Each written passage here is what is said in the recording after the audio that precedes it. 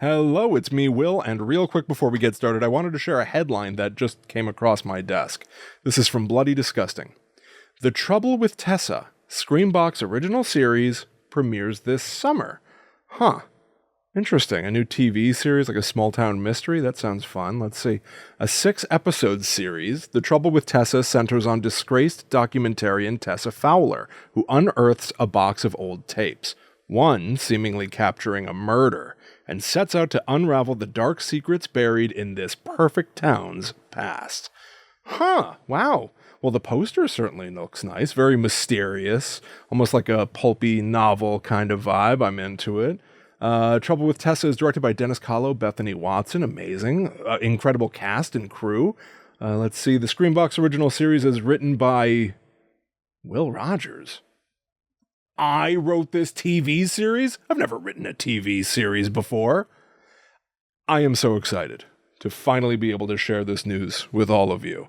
The Trouble with Tessa, we've been working on it for years. I think I've referenced things here and there. Well, it's finally time to start uncovering more and more before the show comes out very, very soon.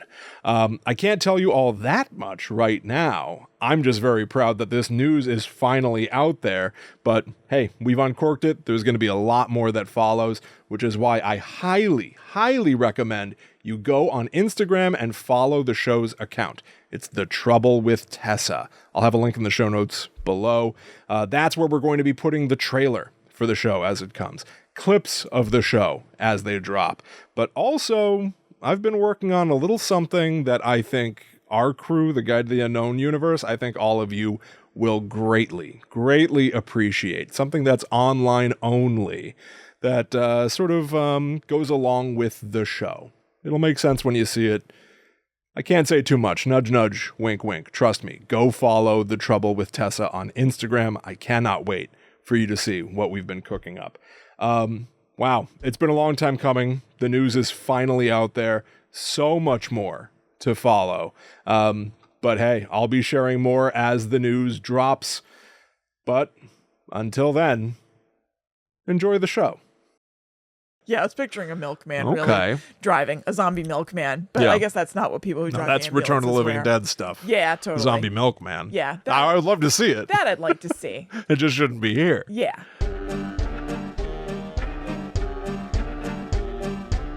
Hello, welcome to Guide to the Unknown. I'm Kristen. And I'm her little brother, William. And this week we are talking about Dawn of the Dead, a real zombie fest on Guide to the Unknown. When there is no more room in hell, the dead will walk the earth. That's right.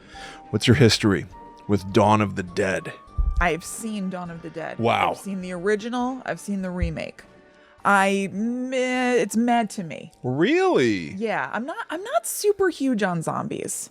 You know, depending on the day, I like zombies or I love zombies. Yeah. I know that, and I've certainly experienced this too, across the last 20 years. I have felt the zombie fatigue come in waves. Sure. But Dawn of the Dead in particular, for starters, I think it's got something to do with George Romero was the inventor of the zombie as we know it. Right. In Night of the Living Dead. And there have been so many imitators or so many people have made their own zombie movies, which is almost just like cribbing his homework. But Dawn of the Dead is the second zombie movie that he made. Yeah. And it is, if Night of the Living Dead is like the classic beginning invention, Dawn of the Dead might be the ultimate sort of portrayal of them. Yeah. At least that's what people say. Do I feel that way today? We'll discuss. But I'm just surprised that so why no zombie? I don't find them that interesting. Okay. Yeah, like I like them fine. I've seen, a bunch of zombie movies obviously, but they don't super do it for me. Interesting. It's just not that, I don't know. Yeah, it's just not that interesting to me.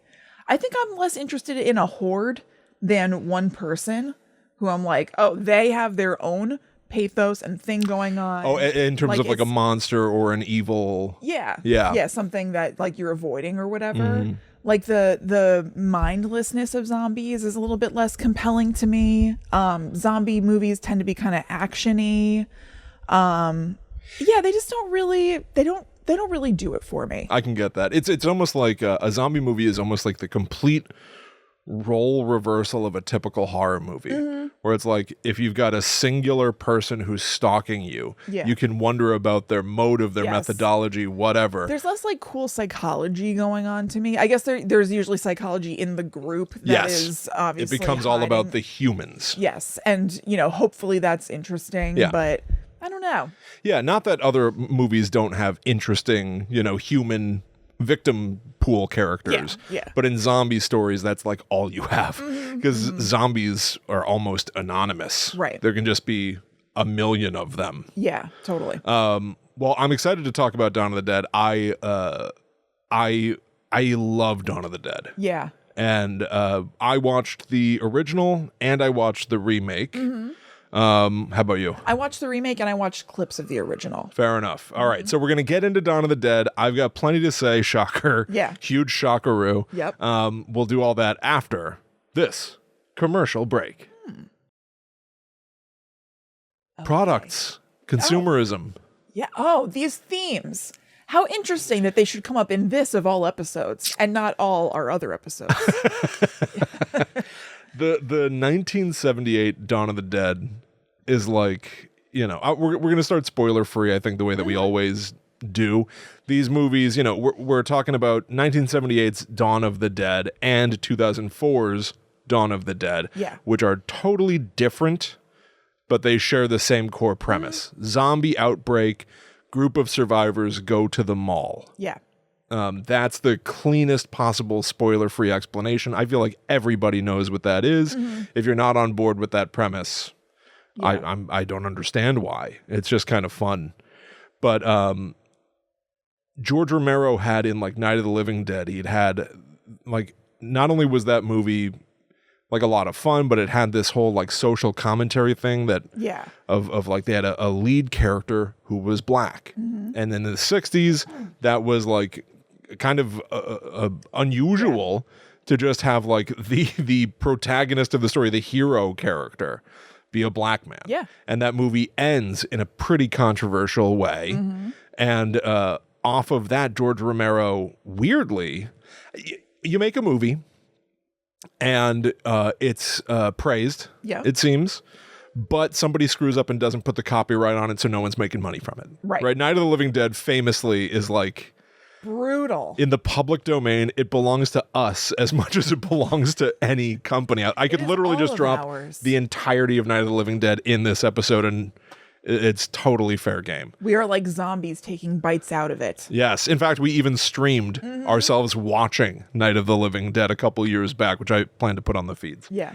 But so you might think like, okay, well, you invent a whole new monster and you had something to say and it did well. Why don't you do that again right away, but this time put a copyright on it? Right. They didn't do that. He waited 10 years before making another zombie movie. I mean, is it just waiting for like inspiration to strike the right next story? Because like this movie is like super different from Night of the Living Dead. Yes, it is. I think, I think it's a mix of things. I've heard that he like, a lot of people do this. Like they'll create their horror thing and then they're like, well, I don't want to be known as the horror guy. I'd better make a sharp pivot and do something different. He didn't want to be the zombie guy, so he didn't make more. Yeah. I mean, here in 2025, we know George Romero as the zombie guy. Totally. But so he did spend 10 years exploring other projects before eventually, apparently he knew somebody who owned them all. And Dario Argento, I think Night of the Living Dead had done very well in Italy. And so Dario Argento, who's like a very famous Italian filmmaker, offered to fund making another zombie movie. And I guess 10 years was enough distance for George Romero to feel like, okay, it's time to do something. And so the social commentary thing is now less about race and more on consumerism and the mall as a place for endless consumption and consumption with zombies who eat you. Boom. Yeah. A perfect theme Totally. is born right there. Totally. But it's very charming to watch the 78 movie and look at what a mall is in 1978. There's even like a line It takes them about a half hour to get to the mall. Yeah. In the original movie. It's just, a movie from another era. But when they do finally get to the mall, here's how the mall is introduced. They're in a helicopter. Yeah. It's Fran, Peter, Roger. Those guys are like in the National Guard or military something. And Steven, who they call Flyboy, who's flying the helicopter. Fran used to work for the news. As they like come over the horizon and see the mall, someone goes, "What the hell is it?" Someone says, "Looks like a shopping center. One of those big indoor malls." It's like novel. Yeah. Yeah, Right. it's a new concept. Yeah. It didn't exist. Yeah. These people weren't familiar with the idea of a mall, these characters. They had to learn what a mall was in 1978. Like Dawn of the Dead is about like the dawn of the indoor shopping mall. It's like the nascent beginnings. Yeah. And it's so much fun. It's like impossible to imagine that time. Yeah, totally. Like this is just a few years before you and I are born, weirdly. But like I was a mall kid. I was a little mall rat boy. Oh, yeah, me too. And I have absolutely, you ever walk around the mall and think like, how much fun would it be to live in the mall? Yeah. You're like, I would sleep in the beds in Macy's. That people live in the mall now? What do you mean? Of course, it's, they have apartments, but I don't know if it's multiple malls, but there's one mall in particular where they've taken like the top like 2 floors and turned them into apartment buildings. That's awesome. Yeah, it's so cool. That's awesome. And like the mall is still operational, I think, on the first floor. I would love that. It's very cool. Oh, I had dreams of, I hate saying things that I like want to do because I never know if I'm ever actually going to have the time or the ability to do them. But researching all this Dawn of the Dead stuff, we started doing this just because I had this story on the brain again. For years, off and on, I think about like a zombie story that I want to write. And I was just like, how great would it be? Do you remember like, you remember Clerks 2? Kevin Smith had, they built the fast food place where the movie takes place, but it was right alongside all these motels. Yeah. And Kevin Smith, I remember in like all the commentaries and behind the scenes stuff, he was like, we all lived in those motels. Right. Like you can see them in shots from the movie. We just lived in those motels for a few weeks, and we would wake up in the morning, see each other, have breakfast, go shoot part of the movie, go back to our houses essentially in the motel, and I would edit the movie, and then I'd have everyone come to my room and I'd show them. It just sounded like a camp out or like a party or something. I was like, ooh, you get a mall, and a mall that's being decommissioned, because today in 2025 we could do a movie about the decline of the mall. Yeah. Like it's almost like Dawn of the Dead 1978 is the birth of the mall. Dawn of the Dead 2004 is like the height of the mall. We just take it totally for granted. Right. And it's kind of fancy. You could do a Dawn of the Dead 3 where it's about the decline of the mall. Yeah. And then you could have the fun of having the entire cast and crew each have their own store to live in while you're shooting the movie. Yeah, it'd be sweet. That is my dream. It'd be sweet. That is now my dream. Everybody talks about the decline of the mall, but I feel like it's always packed. I don't know if it's just our malls, but it's always packed, but are people buying? I don't know, but they're doing something. They must be buying some stuff. I agree. I think I went to the mall. I brought Jack to the mall a couple days ago, and we were walking around them. I like being inside, but I like going for walks. Yeah. And so walking around the mall, it's like walking around your own little town. Yeah. Or something. Yeah. So I was walking baby Jack around, and I was watching Dawn of the Dead. We like stopped in the food court, and I put on Dawn of the Dead and watched it in the Menlo Park Mall. And the place is packed. There's so much for Jack to look at. It's fascinating, but there's so many empty storefronts. Yeah. I don't know if people are buying.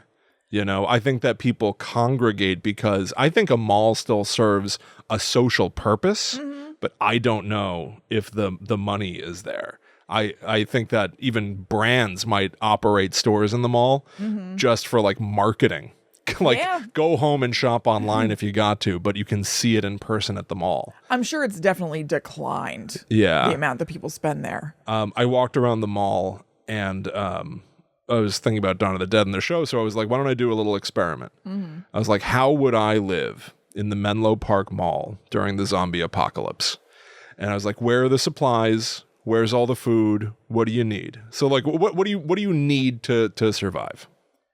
Food, water, shelter. Cool. So you've got shelter because the mall is gigantic, except it's also exposed because there are so many doors, escalators, whatever. So you got to fortify that. Yeah. Food. You've got, oh my God, you've got the food court. I'd be living on Auntie Anne's. Except what's the shelf life on all those things? I bet it's pretty long.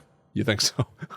Maybe you're right. Maybe I bet you're on right. a lot of food court food, it's got a pretty long shelf life. Maybe you're right. Well, I was walking around and I was like, I don't know how long all this stuff would last, but I do know that there are less supplies in the mall than you might expect. I was walking around, I was like, it's all jewelry, toys, and shoes. Yeah. If you want to build some sort of a fortified wall out of Funko Pops, Right. I have good news for you, because just about every single store sells Funko Pops now. Boy, those things are popular. Yeah. But it's like, I don't think the mall is what it used to be, you know? Could be. And that too is interesting for a story. I don't know about in the original, but in the remake, there's a hardware store at the mall. And I was like, what the hell kind of mall is this? Exactly. It's Yeah, got there's like an all ace in kinds it. of stuff. Yeah, in the original movie, they go to a gun shop in the Right. mall. Like they had weaponry. Yeah, we've got a lids. Yeah. What are we going to use this for? They have the slime factory. I could throw some slime at the zombie. They throw pies in the zombies' faces in 1978. Yeah. Could slime some zombies today. True. Anyway, the mall, Dawn of the Dead 1978 is like, it's very methodically slow. It is not like a blockbuster, like action movie zombie story at all. But it is super interesting. I was very worried coming back to Dawn of the Dead 1978. I was really nervous that like sometimes watching something to talk about on a show, you start to like see the cracks, or like your analytical mind is going instead of just being an audience member. Yeah. And I was like, oh my God, am I going to suddenly discover that I don't like this movie, Right. or want to poke holes in it or something? And the exact opposite happened. Oh, that's great. I remember, you know, I've been enough of like an obsessive like horror kid my whole life, whatever, that like I've seen Dawn of the Dead like a gajillion times. But I almost don't like look at movies when I watch them anymore. I almost just have them on for like ambiance or something. But like sitting down to actually watch this movie for the first time in a long time, I was like, there's really something kind of like wonderful happening in this movie. Yeah. It's only about 4 characters. Fran and Steven, who are a couple, she is pregnant. And they get in their helicopter with Peter and Roger, who are they're like military guys. And they discover the mall, try to fortify it, but their plan is not to stay forever at first. Their plan is to like stop for a beat and rest, because they're escaping a zombie invasion essentially. And the entire movie is like peppered with these like news reports and them trying to listen on the radio. What is the rest of the world saying or doing? And it's all just like the entire world in decline. Like anytime you turn into the news, it's like people yelling at each other, and like a news reporter is reading news and then somebody runs behind him in the background because they're doing, who knows what they're doing. Yeah. But it's just like madness. And then these characters just end up in this weirdly like sedentary, hunkered down position in the mall. And it takes them a while to even realize how fun it is to be in a mall. Like They're probably just in survival mode. Yeah, in my head, I think Dawn of the Dead being in the mall and everything. And to me, that feels like fun. Like I totally remember being a kid being like, oh my God, I would sleep in the beds at Macy's. We'd get our food from the food court. Yeah. Like any number of things. But here it's like these characters are sort of in shock for a lot of the movie. And it's definitely more of a survival story than it is the sort of over-the-top silliness of zombies in a mall story that I think it's kind of remembered as. And certainly those are the things that came to mind first for me. Yeah. When you like looked at it, what were some of the things that you saw? Like what were the clips and stuff? Yeah. It was a lot of honestly, like the greatest hits that I saw. So them at the gun store picking stuff up. Obviously, when the dead will walk the earth, yada yada. Or wait, is it? I'm mixing up. What's the quote? When there's no more room in hell, the dead will walk the earth.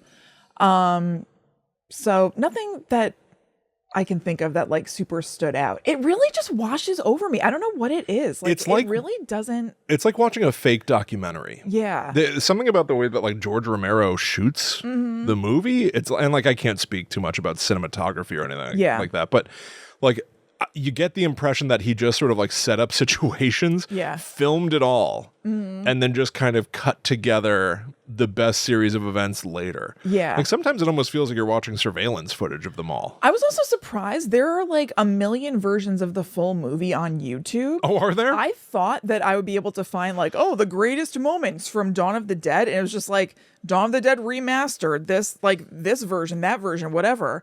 And so I clicked through to just like watch snippets, kind of like context free. So it was less easy for me to just be like, oh, let me like dip a toe into what the movie is like without watching the whole thing than I expected it to be. There were shorts that I could find that were like, oh, this great moment from Dawn of the Dead. But yeah, a million versions of the entire movie on YouTube for free. So FYI, if anybody wants to watch it, I didn't know that.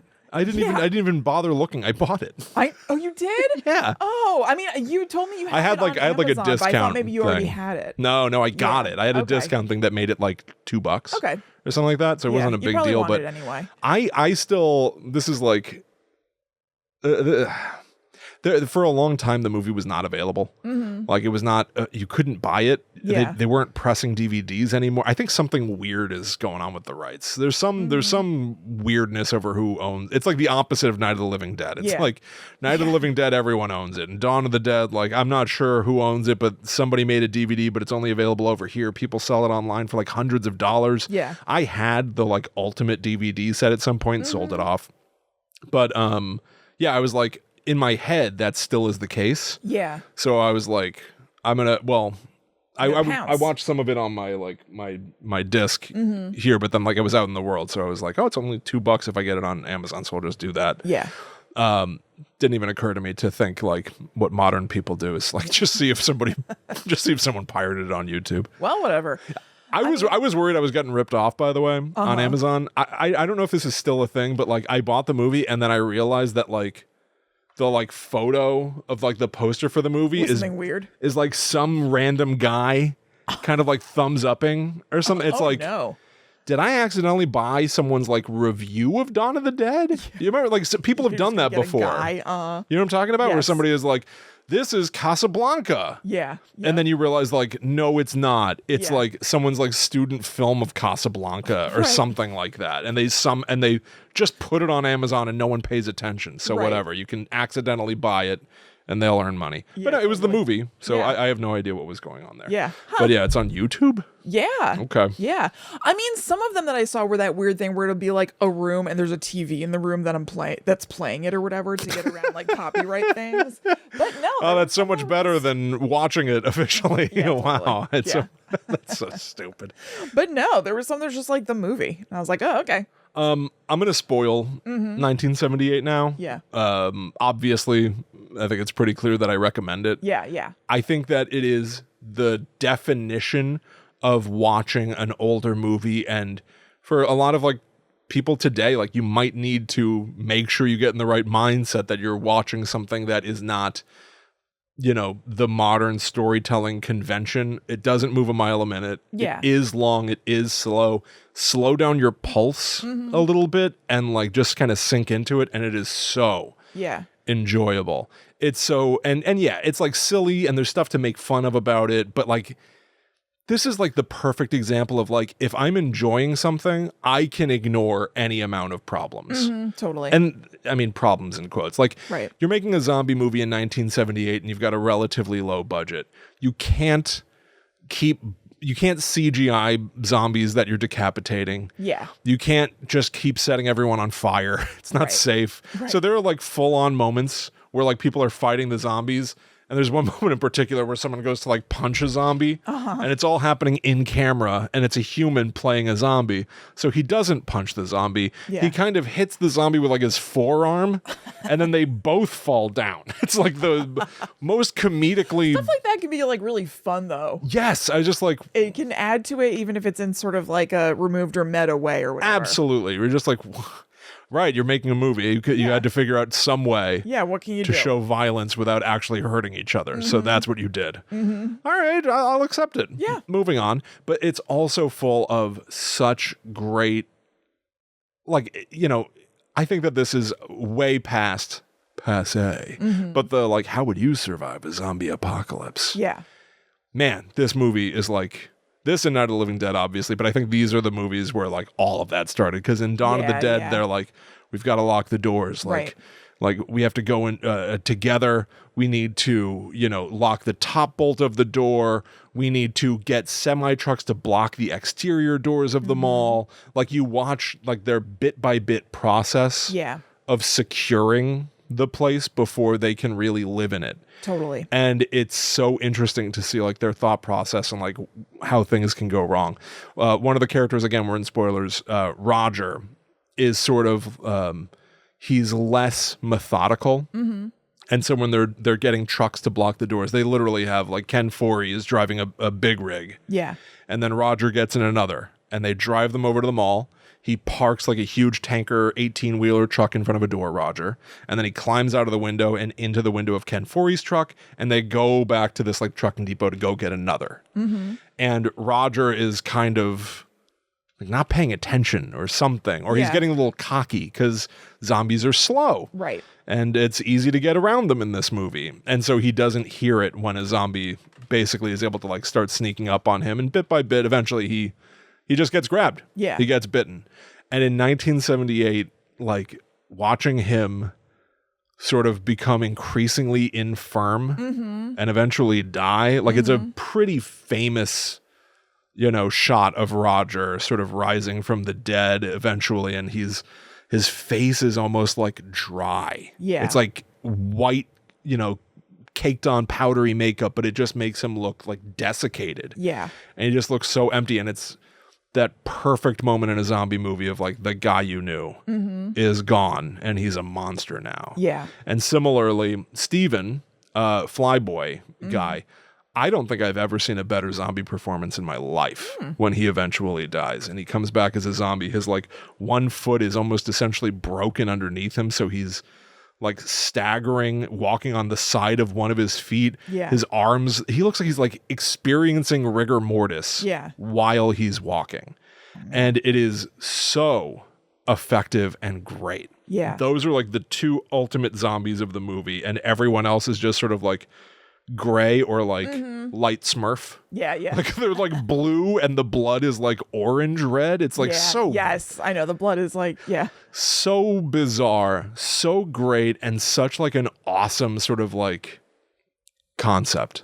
Zombies in the mall. It's like silly and scary simultaneously. Yeah. I love it. Yeah. And then a biker gang breaks in. Right.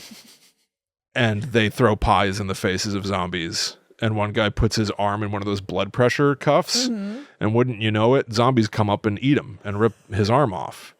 And you're like, what happened? Did George Romero get sleepy? Why did the guy put his arm in the blood pressure cuff? For fun? Like, you remember you would do that as a kid? You'd be like, oh, it's squeezing me. Ouch. Why did he do that? I think that's why. Okay. I think he was being silly. Yeah, he was but he was effectively killing himself. He knew there were zombies around him. He just does it.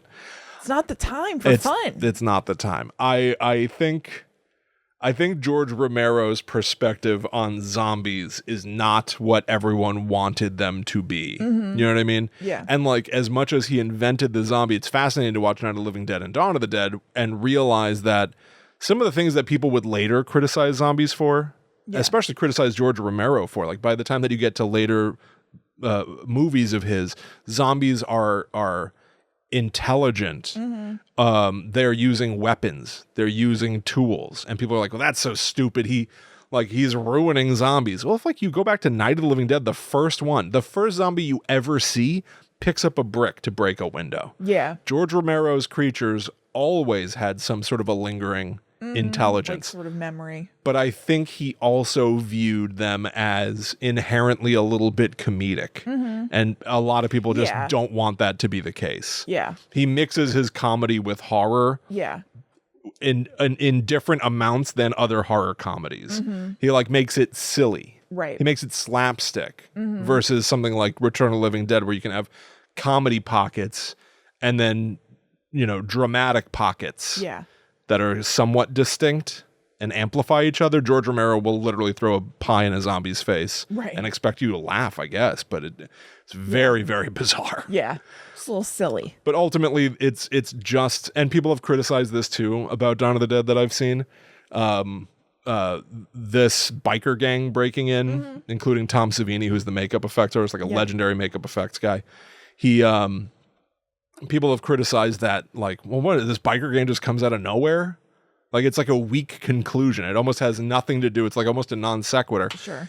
And I'm gonna go against the grain, Kristen. All right. Good for you. I'm gonna Take break a new stand. ground. Are you ready for this? I'm not sure, but do it anyway. The point of Dawn of the Dead, the way that I see it, is that these zombies, they are us, and it's sort of as, you know, they come to they even say it in the movie, like, why do they come here? This place, some kind of instinct, memory of what they used to do. This was an important place in their lives. That's what Ken Foree says. And the characters start to realize that bit, by staying in the mall, they're almost stagnating and losing their humanity. They're almost living like the zombies. There are these great montages when they do have fun in the mall of, you know, Fran is trying on fancy clothes and stuff, but she's basically dressing up like the mannequins. Yeah. She basically just is one of the mannequins. They're not moving the needle at all. They're not really living at all. And so if the enemy is us, the zombies being like what we can become, the biker gang is effectively like, well, this is what can happen to us if we get numb to this world further. So like the biker gang is almost metaphorically also like just fighting the people we could become and rejecting I see this. becoming these people. And so does the biker gang come out of nowhere? Yeah. But I still think they're representative of that theme. And so Fran and Ken Foree, this is wonderful too. Also, I have a question. Like I said, I've seen this. I really don't remember it well. Is the biker gang is it silly at all that this biker gang shows up? Or is it just played as like menacing and serious? I think it's scary at first. Okay. As soon as they start throwing pies, it changes. And then when that guy just sits down in a chair and lets a machine squeeze his arm while zombies bite him. Right. That's kind of... it sounds like it could be kind of a vehicle for, again, couched in scary, threatening moments, some levity. And breaking things up.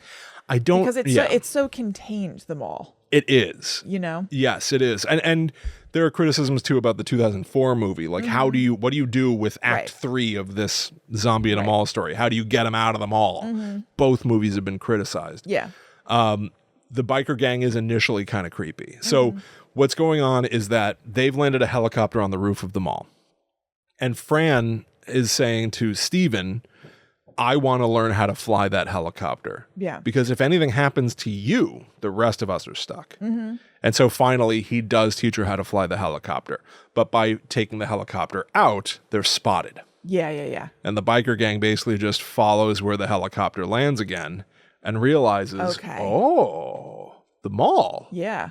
Well, there are probably a lot of supplies in there. Pretzels and stuff. Pretzels. Ooh, Sbarro. Ooh. Interesting. And they radio in and they're like, you know, we know you're in there. Like, there are only a couple of us. Can you share? And meanwhile, there's like a dozen bikers.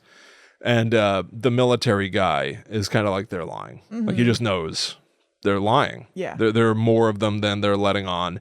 And then the biker gang goes, all right, well, we don't like people who don't share. We're coming in. Yeah. And they basically undo all the barricades, letting all the zombies in. I find that to be very concerning and very threatening. It's scary. There's a great mechanism where, like, you know, you think about Dawn of the Dead, you think about like living in the mall. These characters are not living in the mall proper. They don't take over a department store and sleep in the comfy beds the way that I always think about doing it. Yeah. They live in like up a stairwell, up some offices, in just like a sort of nondescript room. And over the course of the movie, you see that they take more and more things from the mall and bring it up. So they do have beds and bedside tables by the end of the movie a little bit. They upgrade this otherwise fairly nondescript blank room. Yeah. And one of the genius things that they do that's really, really cool, the door that leads to the stairs that leads to their hideout, some of the guys get drywall and 2x4s from the hardware store in their mall. Yep. And they paint over the door. Yeah. They like basically put up a false wall in front of the door so that to any zombie who have this weird instinct and like know how to, that doors are a thing you can go through. Like, again, like how blank do you need a zombie to be? Do they need to be so mindless that they don't know that they can open a door? Totally. I don't know what we're doing. Yeah. But they've now basically like made it look like there is no door there. It's almost like a magic trick or something like that. Like pull the false wall back and you'll find the door to go up. Yeah. And when the biker gang gets in, this is what leads Steven, Flyboy, to get bitten and become a zombie. But because zombies are established as having some lingering memory of some sort, he instinctively shambles down the hall to where the door is. And it's so kind of ghoulish and like it's really like it's creepy to me. I think it's really effective. He basically like walks straight down the hall, and then almost the way that somebody would have like a light bulb pop over their head for an idea, he kind of just goes like, and then just like pivots 90 degrees to the blank part of the wall and starts like clawing at it and gnawing on it. Yeah. And the other zombies follow him and follow what he's doing and find the door. Yeah. And that's how they're able to get up. And I just find that to be so interesting. Yeah, that like, oh my God, there was a zombie who knew how you guys were doing all this stuff. And so he was able to do it and thereby lead all the zombies up. I haven't seen people discuss this, but when he finally does get upstairs, Steven, the zombie, he comes in the door where Fran and Ken Foree, Peter, are. And they're shocked to see their friend, her boyfriend seemingly or whatever, is dead in front of them and still walking. Zombie Steven closes the door behind him. I think in his zombie mind, he wasn't thinking, I've got to eat these people. I'm sure he was about to, by the way. But I think he was thinking, I come up and I close the door. Right. That's like what you do. We don't want the other things in here. Yeah. But I do think that within seconds he'd be attacking them. Because like I think that being a zombie in this universe is sort of like coming in and out of consciousness. Yeah. Like memories are fleeting things that you can sort of like act on momentarily until something gets your attention. And now you're on to that thing. Like I think within 2 seconds he'd forget that he even closed the door. And he would just see people to eat. Right. There might be a lingering consciousness, but then when their like instinct zombie brain kicks in, there's like, okay, now food. Yes, exactly. That's what I think anyway. But I haven't seen people comment because that's basically like Day of the Dead is the next movie. And that introduces this character, Bub the zombie, who people are like trying to train and figure out his intelligence. And people either love or hate that. But Steven here, like I feel like he's operating on instinct in a kind of arguably friendly way. Yeah. He did stop the zombies momentarily from getting through that door. Yeah. And then they put him down 2 seconds later. But I was like, that's also George, like far before Land of the Dead, where people really criticized his viewpoint on zombies. He was doing all these things from the very beginning. The inventor of modern zombies always thought that they were capable of more. And then later on, when he made it more overt, people are like, wait a minute, he's lost the thread. Yeah, right. He was kind of always doing this. Right, he was always on that track. That's fascinating. And the movie concludes, Ken Foree very briefly considers like, I don't want to leave. I'm staying here, I'm going to die. And then changes his mind at the last second for a very action-y. Yeah. He's got to like karate kick a zombie, climb a ladder. Yeah. And they get in the helicopter and fly away. They don't have much fuel, but okay. Yeah. They're just going out. And credits roll. Yeah. It's very of an era. It's a snapshot of a place that doesn't exist anymore. I find it fascinating to see like the guy who invented zombies have like, well, he's telling another story about him. What does he have to say? What has he learned? Yeah. Where does he want to push it? 10 years later. And the idea that the mall was not a totally normalized part of life at that time. Right. It's remarkable. I find it to be a completely remarkable historic document and a really entertaining movie. Yeah. Highly recommend. Yeah. I loved Dawn of the Dead 1978. Sweet.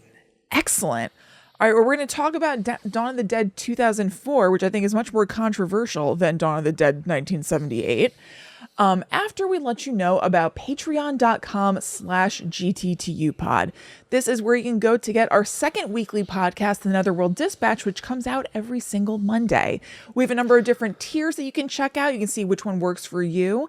You can get the show at different frequencies based on those tiers.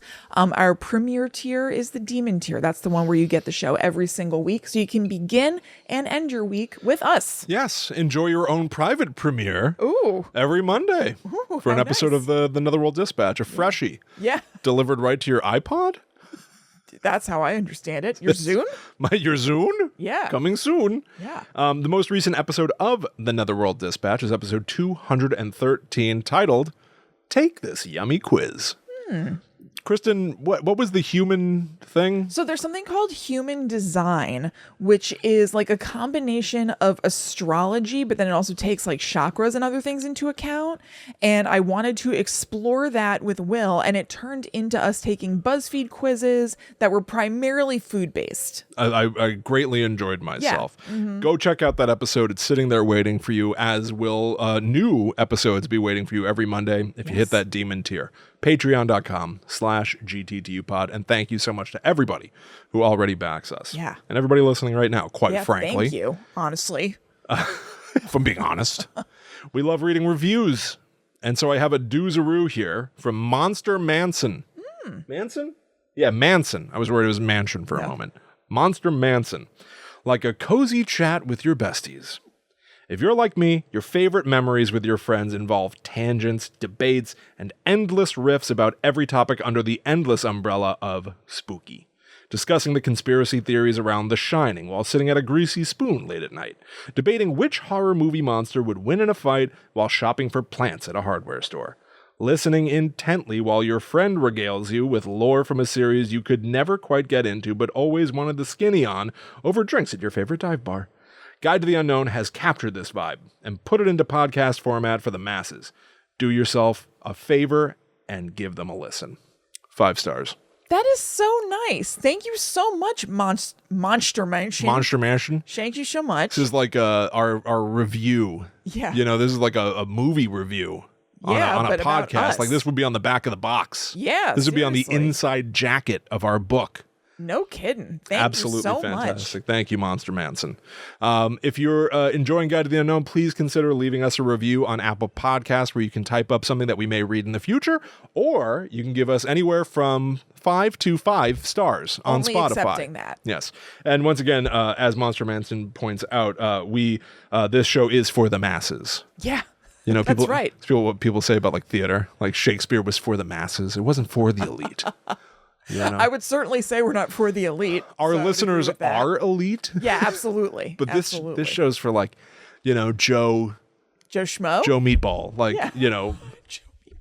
I was going to say Mary Meatball. I guess the Meatball family. I don't know. Yeah, sure. Just everyday common folk banding together. Talk about nonsense. Totally. Thank you so much, everybody. Yeah, we would love it if you left us a review. If you post about us on social media, we will always share that if you tag us so that you know that we did, or that you did. And thank you. We're going to go to a commercial real quick, and we'll be back to talk more about Dawn of the Dead, particularly the 2004 remake. Mm-hmm. Right? Yeah. Okay, yeah. We're back. Yeah. Sure. Sorry for that brief hiatus, but we're right. back. That's right. Okay. So, William, what's your history with the 2004 remake of Dawn of the Dead? There was something that happened in the early 2000s. Zombies were really popping off. Yes, they were. 28 days later, Shaun of the Dead, Dawn of the Dead came out almost simultaneously. Yeah. Land of the Dead, which is George Romero coming back after 20 years to make another one. Dead Rising, the video game, which was zombies in a mall. It's basically Dawn of the Dead, the video game. Yeah. The Walking Dead comic book started.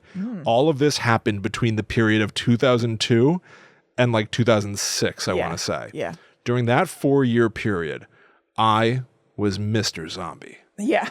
I was Rob Zombie. I was Bill Zombie. Good for you. And I Little Bill Zombie. loved this movie Yeah. in 2004. Oh, nice. Nice. How'd you feel about it in 2025? I really enjoyed this movie. I thought it was pretty I good. thought it was pretty damn good. Yeah. I thought it was pretty damn good. Yeah, I think people take kind of a dump on it, but I thought it was pretty good. Zack Snyder. I know. I think a lot of it is Zack Snyder. I think a lot of it is Zombie Baby. Yes. Mm-hmm. I That's the think one that what jumps it's, out. like, most remembered for. Yep. I think you are right. Since I already uncorked spoilers for Dawn of the Dead 78, should we just keep in spoilers Yes. for 2004? Yes. We're gonna fully spoil. I think the bare premise. I mean, how about this? The bare premise is basically Zombie Baby. We clearly both recommend Dawn of the Yeah. Dead 2004. Yeah. I don't even know if I have like any real caveats to that or anything like that. I don't love it. It's okay. I give it a soft recommend. I think it is fascinating. It's not a remake. It's taking the same core premise of zombies in the mall. Yeah. Riffing on some of the same themes, because how can you not? But just telling a completely unique story with that premise. And I really like it. Yeah. I really like that. And I think the honestly, intro is really good. the intro, The opening. I don't that know. I give a firmer, stronger recommend to. The cold open of this movie, I don't know if there's any better zombie thing that's ever been made. It's great. It really is up there. Yeah. You know, maybe it's hyperbolic to say it's the greatest of all time. I don't know that I've seen everything of all time. Yeah. But I think it's an unbelievable like short story. It's almost like the Drew Barrymore opening of Scream or something. You could view this as its own pocket story. Yeah. And it's just about perfect. Yeah. It's like scary, it's dreadful, Yes. it's gory. You know what's such a tiny thing about the opening that I think is so good and so scary? So, like, you know, that kid from the neighborhood turns, duh. It's a kid from the neighborhood, right? Yeah, it's very weird, the Yes. relationship. I don't know neighborhood kids where I'm like, I'll come skating with you tomorrow. But like Sarah Polley, our main character, has like a close relationship with her neighbor's kid. Right. Yeah. Right. So much so that they weren't entirely shocked when that kid comes into their home. I know. Yeah, that's why I was like, for a second, like, this isn't their daughter, right? But they do show pictures of just her and her husband together. Yes. So on, you know, nightstands and stuff. So I think that's them establishing that that's not their daughter. I believe But it's just so. kind of strange that they weren't surprised that she comes in their house while they're in bed. Is it to be like this is the kind of small neighborhood where think no one so. locks their doors and it takes a village?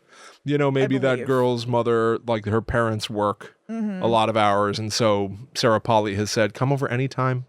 Anytime, my door will be open to you, little girl. I think so when she that's- appears, they're not like, what are you, where are you my home? They're like, Vivian's here. Yeah, both of them were like, oh, what's going on, honey? Yeah, it's very strange. And then the little girl bites the husband, you know, he dies, but then he comes back, he starts, you know, chasing after Sarah Polley or whatever. And then so she eventually gets in her car, she comes outside, she sees the whole neighborhood is a complete melee. Like this is extended everywhere. So she gets in the car and the husband starts taking off running after her. And he's like really fast. He's like really going Booking for it. it. But then the thing that freaked me out is he's running after her as she's driving. She's like turning a corner, but then he sees another alive person and he just completely changes course because Yeah. he was never running after her, his wife. He was just running after the nearest alive person. Yes. And he sees another alive person right there. That's fine. I'll just go after them. That's scary to me. Like his mind is gone. Unfocused. Yeah. Well, it's like what I was saying about Steven. Like he closes that door against the zombies. I think that he would instantly click into like eating them next. Like it's just like an unfocused mind. Well, I think it's actually kind of focused. It's like all I'm focused on is an alive person to bite. Oh, like okay. right now I'm running after this alive person because that's who I've been running after. But then like, I don't know what it is, smell, instinct or whatever. As soon as he's like running by a yard and he realizes it's not a zombie like him, it's another alive person, he just turns and just goes for them. He's True. like, there's no need to chase after this one anymore. She's irrelevant to me, even though that's my wife or whatever. Yeah, This one's fine. Interesting. Yeah, Like, you're right his about mind that. is just like gone. And it's a great demonstration. Yeah, and you're just seeing that in the rear. You can just see that happening through the back window of Yeah. her car. It's not focused on or anything. You just notice it. And it's like, ah. It's like perfect because even Sarah Polley, like she sees some neighbor, a dude in a robe, who she like calls her. She's like, "Help me!" And the neighbor points a gun at her. Yeah. And is like, "Get back!" Like within mere minutes, you're establishing like other people can be enemies. There's no trust between people. The zombies can run now, which is a Yeah. whole thing we should get into. But the zombies turn quickly. Like a bite will kill you now and bring you back With from the one dead. exception. That dude, Michael, it takes him like a really long time. The one at the end. He's like really gambling with all of their lives. That guy who's like kind of the hero boy who lives in the mall. Well, didn't he just get bitten like within like a few minutes ago? Yeah, but like there are a lot of people who turn quickly, like you said, with a snap. And then Michael gets bitten and he's like, okay, yes, let's all pile into the van or whatever so they can drive to the marina. He could have turned in that at any point. Yeah, you're right. You're right. You are right It was about that. extremely reckless. Yeah, I listen. It's a movie for dramatic purposes. Yes, I the know, time but- dilates. Do people die quickly or Pretty in a much protracted everybody sense? else. Matt Frewer, what robot head man? What's his name? What's the guy? Robot Kristen. Who's the guy? Remember? God damn it! Now I have to work all circuitous. Back to the Future Part 2. Marty McFly goes to the 80s cafe. Max Headroom. Max Would you say Headroom. Matt Hewer?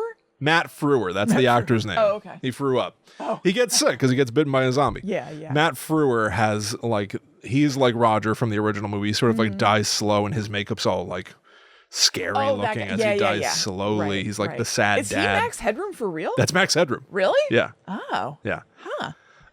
Yeah, he does die pretty slowly. He dies pretty slowly. Yeah. But yeah, true. the opening really establishes like a lot of stuff Yeah. so effectively. Also, that guy with the gun, it's crazy that he got hit by that ambulance. I know an ambulance. That's insane. Thank God he turned into a puppet at the last second there, because that was really dicey. The way his body like crumbles, it's like it does not follow any physics of like bone and flesh to me and muscle. Yeah. It just like kind of crumples. It's very shocking, but it's very silly. It's shocking, but there's also enough bloodshed just happening on its own in this town and neighborhood by this point.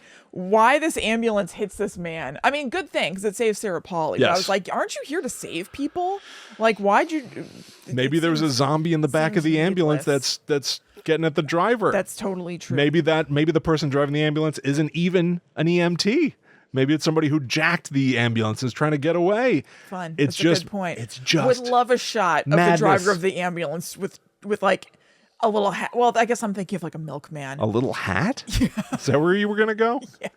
Yeah, I was picturing a milkman Okay. really driving a zombie milkman. But Yeah. I guess that's not what people who No, drive that's Return of the ambulances Living wear. Dead stuff. Yeah, totally. Zombie milkman. Yeah, I would love to see it. That I'd like to see. It just shouldn't be here. Yeah, yeah. And then, Sarah Pauli, essentially, I mean, she sees other chaos as she drives on the road. Great overhead shot of like a car swerving across the street in front of her and smashing into gas pumps in a huge Yeah. explosion. Like everything about this is so grand scale, explosive. Like this is an action horror movie now. And the helicopter from the original movie flies off. Like maybe that's a nugget of the original story. They're going to a different mall over Yeah. here. Like these things can maybe coexist in some odd capacity. Who knows? What? It's zooming to the end, but are they in the mall like the only people who exist anymore on the planet? Like when they're driving through those zombies, Yeah. that's so many zombies that they're driving through. Yeah. It's like millions of them or something. Yes. Until they crazy. get Are to the they the marina and there's no only- one. Yeah, right. They're like the only ones left. It's like they're driving through when Lady Gaga was just playing in Brazil, and it was the most anybody has ever played for an audience. It set the new world record. They're just driving through beyond a horde. Maybe they were was trying like, to what is see this? Lady Gaga play. Maybe. I do think that like the human population of the world is like Is only them in the mall? I mean, I don't know about that. But it seems like the streets are shoulder to shoulder packed with the dead. Yeah. I was surprised to see quite so many of them. At that point, well, I guess they're mindless. I was going to say, just like, why be backed up that far, the dead? What do you mean? You're not all going to be able to get into that mall. You may as well just like go somewhere else. Yeah, I don't know if the dead in this movie are that smart. I know. They're not the George Romero zombies anymore. I know. Which like let's talk about that then. Like running zombies. Does it bother you? No. Doesn't bother me at all. I know that it was like a big controversial thing. This is a different movie with a different Yeah. style. It completely works for its own purposes. It does make it more Yeah. exciting in the moment. I still prefer, I think, Yeah. the classic zombie and the idea that like one of them you might feel like, oh, I can handle this, but it's the sheer numbers. Right. It's the way that they're quiet. Like think about how like quiet a dead body would be. Yeah. It's not breathing. Yeah. It makes no The electric car of people. yes, the electric car of people. It can They just sneak make that up on angelic you. noise. Yeah. Yeah. Like, am I being taken? Yes, you are. Yeah. But I think the running zombies work for this purpose just totally. fine. I'd prefer them to be the freshly dead if I could critique. I wish the zombies at the Fair. end of the movie perhaps were Seems a a mix little of tired. shamblers and runners, but it seems like they have boundless energy to run forever. Yeah. I would it does say seem that as the way. dead decompose, Yeah. perhaps they should stop being able to run. Yeah. That makes total sense. Right? Yeah. I think that they should. I wonder, Is that established at all in 28 Days? Or no, 28 Days Later? That's what it is. 28 Days, I think, is the Sandra Bullock I know. romance. I think they do establish that the dead can run in 28 Days with Sandra Bullock. They probably do. That's the Sandra Bullock rehab romance. Wow. Yeah. Oh my God, is that why it's 28 Days? She's going to rehab? Yes. Oh my God. Absolutely. For zombification? No, I'm sure that at some points you feel like a zombie. I bet you're right. I'm sure at some times. I bet you're right. Would I rather watch 28 Days or this?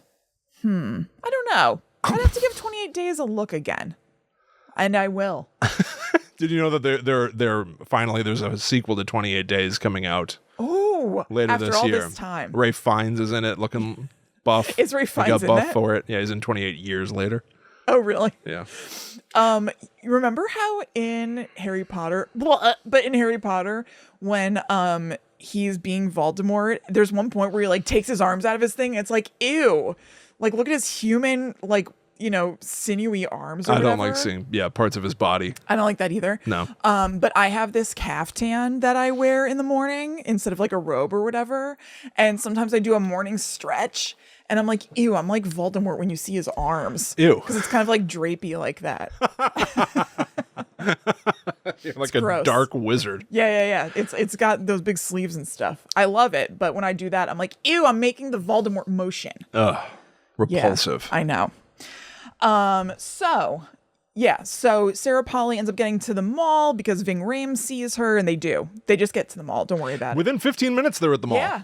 This is a short, especially compared Yes, to it is. movies of today. Yes. Even the director's cut of this movie is basically like an hour and 40 minutes long or something like that. It is. It's an hour and 40 minutes long, which I really appreciate. You know what I also liked, even though I bet I would have liked to have seen it fleshed out as well.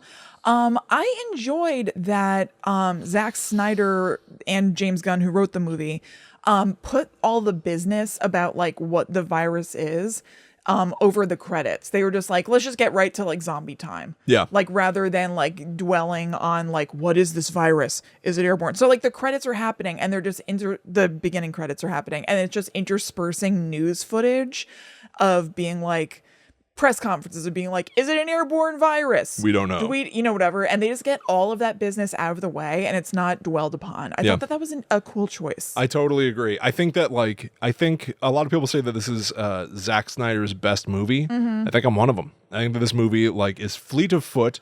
I think it communicates a lot of stuff in a very intelligent, effective way. I think it's exciting. I think it's fun. I like the music. I like that The Man Comes Around by Johnny Cash. Sickness, but You're not down with the sickness? No, I don't like that little jazzy cover. What's his name?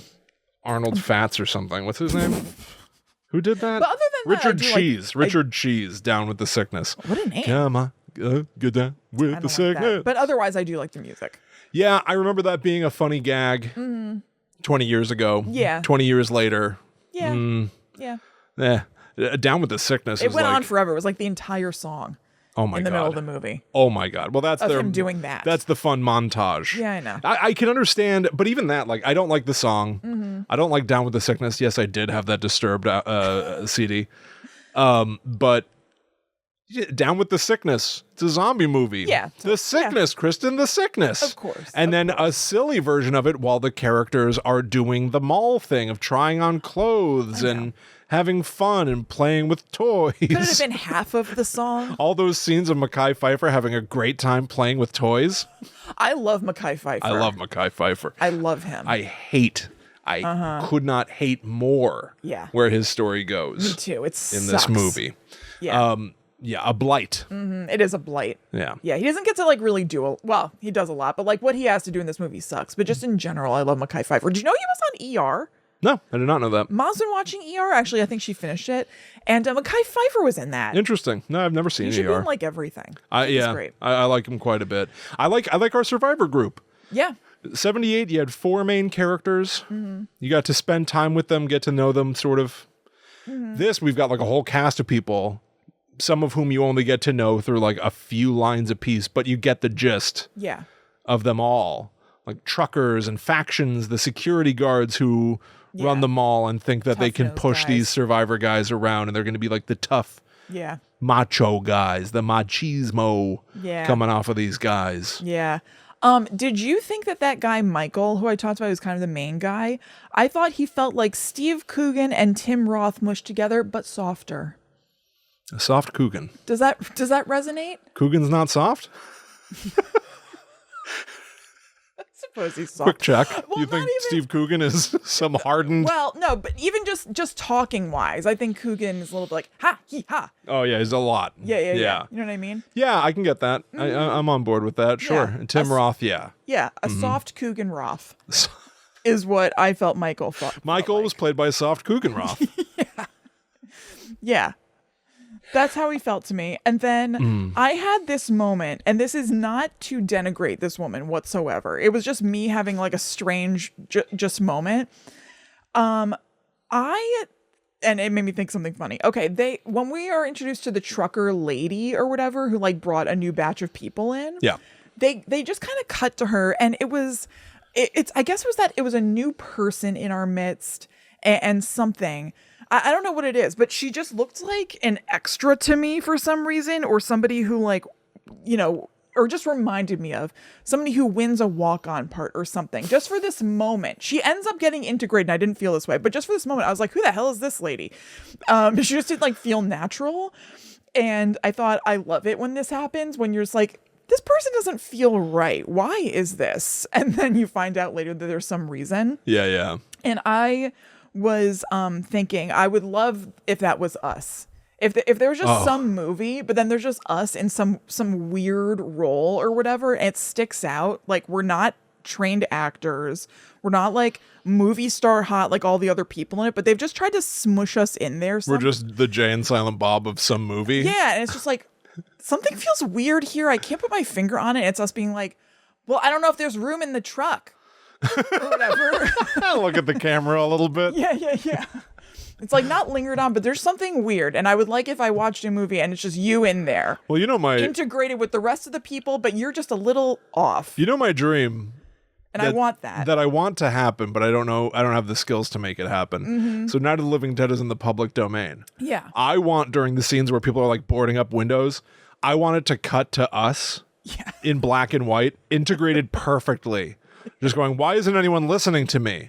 We need to go out there. And then none of the characters can respond to us because that was filmed 50 years ago. Right. But you could, and rightfully do it, insert us as other characters who everyone ignores throughout the entirety of Night of the Living Dead. And I want that so badly.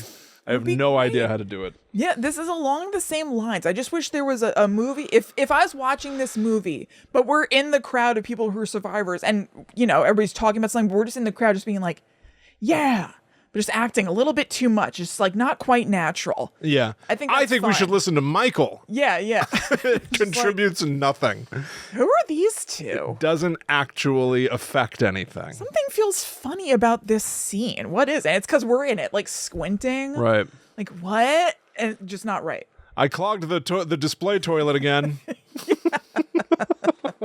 I just think that would be fun. I do. I totally agree. If there are any filmmakers out there who want to waste some time and cut to two marginally okay performers, we're in. Yeah, totally. We're just in. like ruins we'll be in your your movie. I just to cut to two people who go, I agree. Yeah. I agree with him. Everyone watching home goes, something feels weird. I don't know what though. And then you can just move on and everything feels normal after everyone that. forgets that they even saw it. But I like that in movies where you're just like, what? Put us in your movie. Huh. Put us in your movie. That's weird. So about the zombie baby thing. Yeah. Here's the thing. While that storyline obviously sucks, I will say there is something a little bit interesting about it because Mekhi Phifer does clearly know that she was going to turn. Yes. And he prepared for it, but didn't like say anything about it. And I think that's kind of interesting. Like he's just kind of like, okay, everything's gonna be okay, baby, whatever. But like ties her down to the bed. He has like a gag already prepared for her, knowing that when she turns, he's gonna use it. Like she dies, he's totally unsurprised when she dies. Sad, of course, but unsurprised. And then when she comes back, this is his wife who's pregnant. when she comes back, he's also unsurprised. And he just like basically reaches for this like belt or something that he's tied something soft around for the mouth part. And it's like, okay, this is what I do now with this part. Yeah. I think that's kind of interesting. I totally agree. I think that there's not enough time to develop that in the movie. So it sort of ends up feeling like it comes out of nowhere and is purely for shock. Oh, definitely is. And I just don't like seeing it. No, it sucks. I don't like the disgusting, decay green filter that's over all the footage in his, creepy hideout. Yeah, I and don't they're like watching so a hot and zombie sweaty. give birth. Oh, so sweaty. Flies and stuff. Yeah. And the whole thing is a major bummer. Yep. And then that trucker lady comes in and shoots Mekhi Phifer's wife. He's like, "You want to kill my family?" Yeah. Like he can't even see anymore why. I think he's like instantly lost his mind. I think he's gone from, like, the insane. horror of everything. So this is where like I am not a fan of the video game Dead Rising because I can't play it. I stink at it, and there's a time limit over everything, and that stresses me out. So I just can't play it. Yeah. But it's a video game where zombies are in a mall, but you have these like the zombies are almost like besides the point. There are thousands of them, and you can mow them over and whatever. Yeah. But there are all these human enemies who I think are just called the psychos, and it's people who in the zombie apocalypse have gone completely insane. Yeah. So like you find a grocery store in this larger than life mall, and the guy who runs the shop is like, "This is my store." Yeah. And like it's just like his mind is snapped. Oh, yeah. We've played clips of this. Yeah, we've done it on the Netherworld Dispatch somewhere. And I think that Mekhi Phifer in this movie is kind of, it's not comedic. It's not broad Yeah. like Dead Rising. But I do think that it's representative of a type of person in the apocalypse who would just totally get disconnected from reality. Just totally lose their mind. And on that level, I kind of appreciate it because weirdly, in after Night of the Living Dead, they had like human squabbles. Yeah. In Dawn of the Dead 1978, until the bikers show up, everyone's getting along. Yeah. No one turns on each other. And even in this movie, hardly anyone really turns. There are disagreements and stuff, but no one really turns on each other. I kind of appreciate that the focus being of like sometimes the problem is other humans. Right. Again. Right. And that's just a brief thing, but it is over and done with. And then you just get the punchline of zombie baby. Totally. And It's it really just, just made to be a moment. and Zack Snyder is not a filmmaker who I would call like subtle or No. sensitive. No. I don't think that he handles things like this with taste. I think that this amounted to essentially a dead baby joke. Yeah. Yeah. And James Gunn wrote this movie as well. And this is like the James Gunn era of like, shock and sort of like silliness trauma and movies. Yeah. And I just don't think that they do it for any other purpose than, boy, wouldn't it be so Crazy if funny there was a and zombie shocking to baby. see a zombie baby and they kill it. Yeah. It's just like, yeah, I guess it is, but I think it's stupid and used to no effect, and therefore I don't want to see it. It has no purpose here. Yeah. And weirdly, Zack Snyder would go on to make another zombie movie, Army of the Dead, in the last handful of years, which also involves the concept of zombie babies, Really? I think I've seen part of that. where I it's don't like, remember. what is this? Yeah. What are you doing? Why is this your... There are multiple zombie babies? There's a whole they plot. crawling? There's a whole plot about zombie babies in Army of the Dead. Are they on the move? They're on the moon. No. I mean, do you want me to spoil Army of the Dead? Yeah. There's a zombie king who is trying to impregnate women so that he can have a child. Okay, maybe I haven't seen this. No, I think I have. Okay. It It's on is- Netflix, right? Yeah, Okay. it is so Boy, weird. I don't remember this at all. I like Dawn of Is the it Dead. with Tig Notaro where she like Yeah. replaced who was it? Crystalia. Yeah, right. Uh-huh. I Army of the Dead, I was like excited to see because I liked Dawn of the Dead 2004, and I was like, well, I haven't liked 300. I haven't liked Sucker Punch. Really hate his Superman, Yeah. Zack Snyder. Yeah. And I do view him to just kind of be like, I'm the edgy. Yeah. I'm edgy. Sorry you don't like what I say. Yes, this is also what yeah. Yeah. And Army of the Dead, I'm sure he's fine as a like it's not to I'm not disparaging him know. as a person, but his like filmmaking taste is not mine. And I was like, well, he's returning to Dawn of the Dead. Maybe he is Army of the Dead now, like, is this going to be of a piece? It'll be interesting. And I was just like, oh, this is so much worse. This is like a total disconnect from what I thought were his strengths in Dawn of the Dead. It is terrible. And it was one of these confusing franchise notions that comes out of nowhere where they were like, we're making Army of the Dead and we've already shot the prequel and there's going to be a comic book and there's going to be an animated sequel and then a sequel. It's just like somebody announced that Army of the Dead was the next big thing. And they released Army of the Dead and it stunk. And then they released the prequel to it, which is called Army of Thieves. Okay. Which has nothing to do with zombies. It is a heist movie about opening a bank safe. Okay. Someone has one nightmare about a zombie. Okay. And it's like, well, what is so really this is not this is not this is not a zombie franchise, apparently. This is the Army of franchise. And it might have zombies or it might just have bank robbers. Maybe the next one will be about like Army of Dentists, you know, Army of Shoe Repair Men. Yeah. What is happening? Interesting. Why are these not connected at all? Except the main character of the prequel is in Army of the Dead. But you'd think the prequel to a zombie movie would somehow be about the initial outbreak or something. It's just got nothing to do with anything.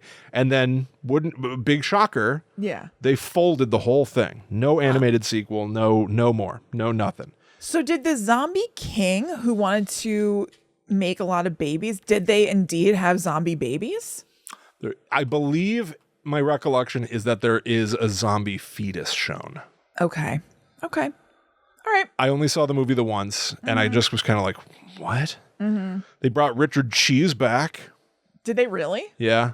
Oh boy. What he did he sings sing? Viva Las Vegas over a montage Well, of it's just a normal Vegas. song to sound like that. Okay. Oh, but you know, it's like him being like, Viva Las, look out there, bucko. Okay, As like all a right. building squashes a zombie. So it like signals silliness and comedy, Vegas falling. And then the rest of the movie is like a weird mix of like self-serious. And I hate this zombie sex reproduction thing that Zack Snyder seems really into. I don't know. Gross. So Weird. gross. Yeah. Well, yeah, that's the zombie baby thing. It sucks. It stinks. Here's something I like. I like when one guy is dragging another guy through a tunnel and that guy is shooting at the zombies advancing on him while the other guy is dragging him.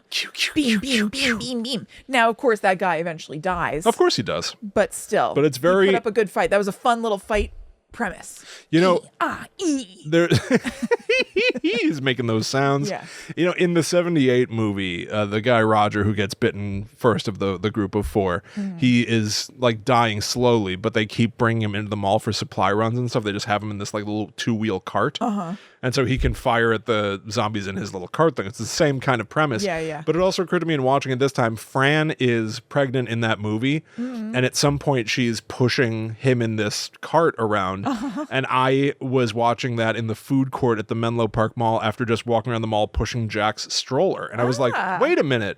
Yeah. She's being a mother in the mall with her baby, who is man. Fun. But it's like, the whole world's upside down. Yeah, right. Everything is ruined. This is Right. a dying man, and who knows what her future could ever be. She can never have an actual normalcy Yeah. in this environment. But that did stick out to me as an interesting read that I had not gotten previously. That is cool. The last things that I even have to say about the Zack Snyder Dawn of the Dead, I like the mall. I like that it looks like really kind of like fancy and then modern. 2004, ironically, now 20 years later, it still feels so much like today. Yeah. But in some ways, it does feel like a different place and time. The way people dress, the way people talk, the words people use. Yeah. But I like that it's like a modern mall, seemingly around the height of malls. I would have been a mall rat around this time. I would have been at the end of high school. Yeah, I literally probably was walking around the mall and then went to go see this movie in the mall. And I think it's weird, though, that the mall is completely desolate and there's no one there. What was happening this day? Was the mall closed this day during the outbreak? Where is everybody? Maybe they had all become zombies. Maybe. They ran out. Seems weird. It does seem weird. Something seems strange. I suppose good it's point. Dawn of the Dead. Maybe it just hadn't opened yet. Oh, That's I gotta think be. it's it. Perhaps I that's think what that it is is. what it is. Yeah. It just seems weird that no Yeah. one else, no other I survivors think had the that's idea. what it is. It's just the security guards in there. I guess so. opening up for the day. I like that there's a guy called Andy who runs a gun shop away from the Yeah. mall that they can only communicate with binoculars, looking back and forth and writing on a whiteboard. I like. Yeah, no, I like that whole thing. I think that that's really, really cool. I like that Ving Rhames, who I think is fantastic. Yes, he's in great. the movie. I like that he like is trying to play chess with Andy from across the way and like really like forms a relationship with this guy. And then we get into the third act problem, Yeah. which is the same as the 78 thing. Bikers showed up in 78 and all of a sudden the mall wasn't safe. Yep. Here, they literally go, Andy's hungry. Yeah. He needs a sandwich. Yeah. And that starts part of the problem of like they like go into the sewer. People die by trying to get a sandwich to Andy. Yeah, they try to send they do. They send this dog named Chips over to Andy with like a little pack of sandwiches. And so they open like a little doggy door, or Andy on the other side opens a little doggy door. What for was that Chips to doggy come door? through. It was just a makeshift thing. I don't know. They had boarded up all this shit, and then like when Chips was over there, they were like, "Okay, Chips is there" or something. So then like Andy like slid a board up so Chips could come through, but then all the other zombies, because the place is mobbed by zombies, like saw that happened, and then they were like door or whatever, and then they started coming in. Yeah, and then girl who loves dog goes chasing dog. Yeah. And dies, and Andy's dead. And it's very tragic. And then our characters still in the mall are like, this is terrible. Yeah. This is horrible. Actually, that girl didn't die. She was hiding in a closet from Andy. Oh, you're right. She survived that. Yes. Yeah, because they're like, So we they got to came go in to get save her. Yeah. And they're like, we need to, I don't want to die here at the mall. Right. They basically just all agree, Yeah, they're going to take... this will not be our fate. Right. We should leave the mall. So they take these like armored buses that they create to drive through the Lady Gaga crowd to get to rich guy from... Well, he's a rich guy in the movie. It's a guy from Modern Family. Ty Burrell. Yes. And he's like a nice... I've only seen some episodes of Modern Family, but he's like supposed to be like this like really like goofy nice guy in Modern Family. Phil but from he's Modern like, Family. He's like this like cocky like asshole in this. I have never seen Modern Family. Yeah. And part of the reason is I'd seen this movie so many times, I cannot imagine not carrying baggage from his role here into Yeah. Modern Family. No, he's like this like goofy like I know. wife guy. I know. Yeah. But in this movie, he is like somebody, I forget who says it. They're like, yeah, thanks a lot for helping. And he goes, oh, sarcasm. That is adorable. He's just condescension, annoying. man. Everything he says sounds Yeah. like this. Just put down, man. But he's also rich and he's got a yacht. Yeah. So they're going to fortify the mall shuttles that I guess old people would take to get to the mall. They make them, it's like a Mad Max Yeah. Yeah. rig with, slots where you can run a chainsaw through zombies if they get on, climb onto the sides, and they're going to go get his yacht and sail off through like Lake Erie or whatever's up by Wisconsin, which is portrayed here as an enormous ocean, Yeah, I know. which will eventually take them to a tropical island. Yeah. The only place inhabited. they can go is like north Right. toward Canada. And they end up at a tropical island. Yeah, inhabited by zombies. What is happening? I don't know. Why did they say we have to leave the mall? I guess it's just the hope. Doesn't that the mall once you have get out- everything? It's the resources are finite, even though like the Auntie Anne's mix probably does expire in like 10 years. Right. Like I get it. You want to, but at the same time, I think I would hunker down for as long as humanly possible. They did not demonstrate to me that they felt they were running out of resources, No. and so that the inevitable was Yes. coming anyway. Although at the same time, I found the timeline of how long they'd been there kind of confusing. I didn't really get, like, have they been there for months? I really don't understand, because like yeah. Sarah Polly, like she was married. She had to run away from her zombie husband. And then like I got the sense that, I don't know, a day had gone by or something. And then she goes to talk to Soft Coogan and he says he's like done something. And she's like, that's very romantic. And I was like, your husband just died. I know that we're under like end of the world rules, but like I don't think I'd be ready. Maybe it takes place in real time. Maybe the entire experience is 90 minutes long or whatever. It's like, boy, I mean, everybody's different, but you really moved on fast. I think they are said to have been in there for about a month. Okay. Which I think is still not very long. Yeah. I would need months to go by before this would feel stagnant. Right. And I'd be feeling like my life is like an empty shell. Right. And like, we're going to be in danger the longer we stay here. So we like, you're pretty safe in We there. need to be proactive. I could Yeah. understand characters being like, we're hitting our limit. We need to be proactive. Yes, But not just being like, this won't happen to me. Yeah. It's been 4 weeks of living it with endless resources. Yeah, totally. And I've had enough. I would stay for longer. I'd stay for longer. But yeah, they take those buses out of there again. I was shocked by the amount of zombies. When they were like armoring the cars up, I was like, okay, good, better safe than sorry. But this seems like kind of unnecessary. And then when they got out there, I was like, oh my God, they can't even drive. The car can't even move. Yeah. Yeah, This it's is surrounded terrible. on all sides by thousands of zombies. Yeah. Which I appreciated seeing. I liked seeing Yeah, like totally. how I was shocked. drastic everything has gotten Yeah. during their time in that mall. Yeah. Was pretty cool. Definitely. And then one of the cars flips over and Yeah. someone gets chainsawed. Yeah. Just That was so ridiculous. so stupid. Just like a so big dumb. mistake. An old man. Yeah, he just like Using a lurches chainsaw. forward. He's like, and just like cuts someone in half. It's just like, okay. Just stupid. Yeah. But now we're the survivors are whittling down, and now Ty Burrell from Modern Family is, And from Gain commercials, the laundry detergent. of course, from the Yeah. famous Gain commercials. He leaves the van and gets jumped on by a zombie, Yeah. and so he's down. And that's like a moment of comeuppance because he's been such an asshole. So Sarah Polly kills him and she's like, no problem. And everybody's like, whoa, Yeah. okay. Okay, don't mess with Sarah Polly. What's eating Sarah Polly? What's that Not movie zombies. called? Is it Gilbert Grape? What's eating Gilbert Grape? No, Yeah. Forgetting Sarah Marshall. Oh. Forgetting Sarah Polly. Don't forget Sarah Paul. Because she'll turn on you. Forget that. It was a Gilbert Grape That's joke. fine. It was a Gilbert Grape joke. That's okay. Um, Boy, that's something. so they end up getting Remember that? to the what? Remember eating Gilbert Grape? I never saw that. I refused to see What's Eating Gilbert Grape. Oop. I think I watched it in school or something. What? What class? Math. What class is showing you What's Eating Gilbert Grape? I don't know, but I know I've seen it, and it was not like me being like, I'm gonna watch What's Eating Gilbert Grape. I think I saw it like when I was I think in school. I don't think for educational. I don't think for educational. I think you should go back. I think it was like, oh, we're gonna watch a movie as a treat. And it was What's Eating Gilbert Grape. Good I God. think. I don't know. Although I will say it is still, for my money, the best Gilbert Grape movie. Yeah. Doesn't that sound like it would be a series? Like, What's Eating Gilbert Grape 2? Like, they probably would have made a whole bunch.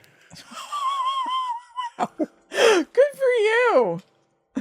Yeah. Thank you. Yeah. Anyway, this Yeah. movie ends. Yeah, it ends. They get to the boat or whatever, and then they set sail, and then they do the same thing that they did in the opening credits, where it's like showing us what happened after they've set sail in the closing credits, and they get to a tropical island and it's inhabited by zombies. It's stupid. Yeah. I think this Less movie effective than what happened in the opening credits. Absolutely. This movie opens with Sarah Polly driving her car off the road and smashing into a tree. Mm-hmm.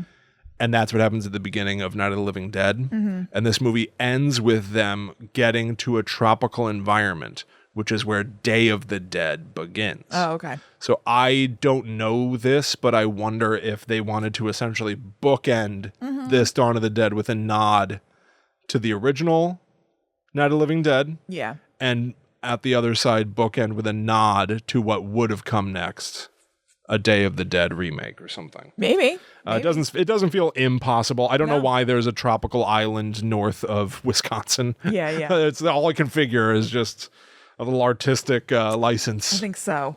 I think so.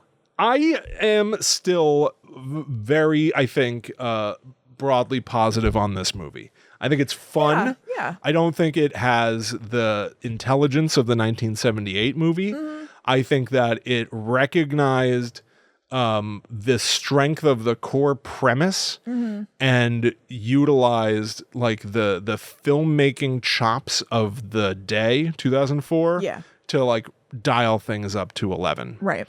And for that, like, I think that they really succeed. Yeah. And just deviating. And in some way, now you can argue that it's disrespectful to like remake this movie and George Romero is not involved in like, how do you feel about those things? Like, I don't know. That's got to be incredibly hard. No, that is weird, but. However, by making their own fairly unique thing, I think it stands alongside Day of the Dead, the original Dawn of the Dead, rather than seeking to replace it. I think that that's totally true. I think making it different enough kind of keeps it from feeling as weird as it could. Which I personally enjoy. And who knows? Who knows what could happen in the future with zombies? We got 28 years later that's coming out. Yeah. I don't know if there have always been sort of like hints that George Romero left some scripts behind. Will we ever see Twilight of the Dead? Twilight of the Dead? That was one of his scripts that never was completed. Yeah. Zack Snyder tried to get back to Dawn of the Dead with Army of the Dead, seemingly, I guess. And that went nowhere, went south. Yeah. I still think that this concept is fun and weird, and I still think that it works. I think they both work for totally unique reasons. Yeah. And zombie fatigue, whatever, I feel like these two in particular each have unique strengths that make them still worth watching today. Totally. It doesn't seem like there's that much zombie fatigue. People talk about that, but it seems like things with zombies are still super popular. I think they're here to stay. Yeah. Definitely. I think maybe even talking about zombie fatigue is like, maybe even that's like a decade past people talking about that. No, it totally is a thing. I think that people recognize that there's so much zombie stuff that it's like, oh yeah, enough zombies. But in reality, people really enjoy zombie stuff. So I think that I get people calling it out, but like when it comes down to it, it's like, yeah, people like it. People like it. Walking Dead is still on TV. That's what I'm saying. Like you can, point it out or whatever, but like it's still super popular. Yeah. Yeah. Who knows? We're coming up very shortly. It'll be 50 years since the original Dawn of the Dead. Is it time for the next update? I wonder. I say yes. Yeah. And I'm actively thinking about it. Yeah. I'll decide. I'll let you know what I decide. If I decide to make that movie, I'll get back to you. And if you do, please cast me in a very obtrusive role. I'm sorry. What's that? Yeah. What are you saying, Jonathan? Just somebody who just spit it out, Terry. It's just you filling a bag with candy from one of those stores. You know what I mean? Yeah. I'm sorry. What's that? I want your character to just go, huh? It's like, oh, I'll put you in there. Seems weird. I will. She seem weird. I'll here. Yeah. I'm gonna make you a deal. Okay. In my Dawn of the shaking hands. in my Dawn of the Dead 3, which I am definitely making. Yes. I'm literally actually writing down ideas. Okay. That I'm definitely making. Yeah. You will definitely be in it. Okay, great. Okay. Deal. And the deal is struck. This is historic, everyone. Rogers. Don't forget this moment. This is huge. Yeah. Here, take like smile, like when Grandpa met Ronald Reagan. Don't tell people that. Okay, there we go. We did it, everybody. Yay. Thank you all for hanging out with us. Hope that you enjoyed. Yes. Hope you got a kick out of it. I know that I did. Yeah, me too. I can't stop talking.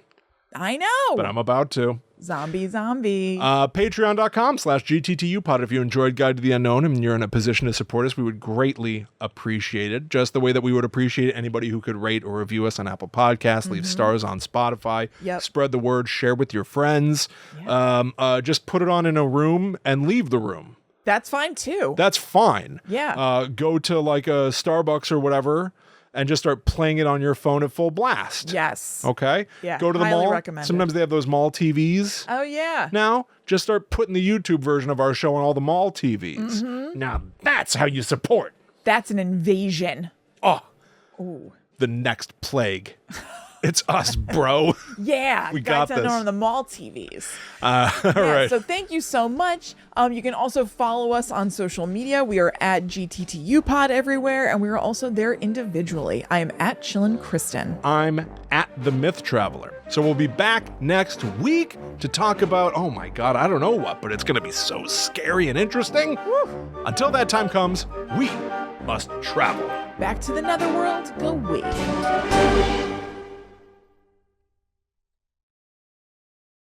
How would you survive the zombie apocalypse? What's your survival plan? I know it's played out. I don't care. I know we've talked about this many times, and I'm trying to remember. Yes. Do it again. One more I know. time. I'm trying to remember what my answer was. I